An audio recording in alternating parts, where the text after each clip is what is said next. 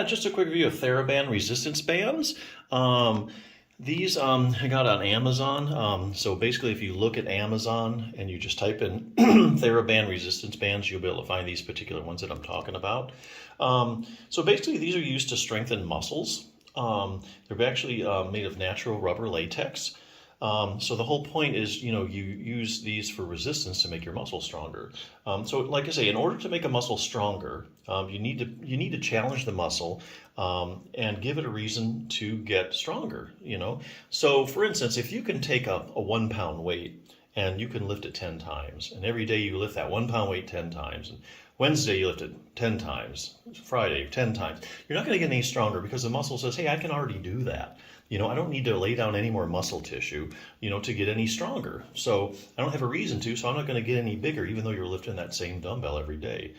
You might maintain, but you won't really gain any strength. So to gain strength, you have to provide some resistance. You have to challenge the muscle and make it do a little more than it's capable of doing or get close to it. So that would be weight training. So these resistance bands will do the trick because they will challenge the muscle to make it stronger. They come in 3 different, there's a bunch of different ones, but different colors, but these are 3 of the colors that Theraband has. These are the more popular ones. The yellow is the low resistance, the red is the medium, and the green is the harder resistance. So there is formulas, like if you stretch this 100% out more than what it is, you can get like 2 pounds of resistance, and if you stretch it 200%, you get 4 pounds of resistance. So that's, I think, on the website, actually. But the point is, if you stretch it, it's going to provide resistance, and that's exactly what you need. So for instance, if you can do a certain exercise 10 times with this one, and you want to get stronger, do this one. Now, when you try this band in your exercise, you may not be able to do it 10 times because it's harder. Maybe you can do it 6 or 7, and then you work up to 10. And then when you could do 10 reps here, well, then you go to the more resistance. That's how you keep going and progress. These are simple to use. Basically, you can kind of wind these around your hand and stretch them. And if you wind them even more, they give you even more resistance.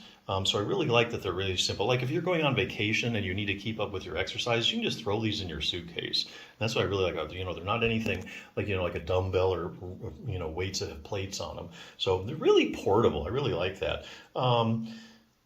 And let's see, so that's, different colors, you progress with that. Yeah, so that's really the main thrust of the Therabands. That's why they're so popular, and they've been around forever. And there's a lot of different companies making resistance bands, but these actually have been around the longest.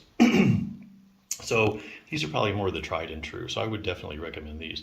Now, if you're using these for shoulder pain, because you have some shoulder issues, one other resource you might want to recommend, I would recommend is Bulletproof Your Shoulder by Jim Johnson PT. This book is on Amazon as well. It's one of the better selling shoulder books. Basically, this treats the function of your shoulder.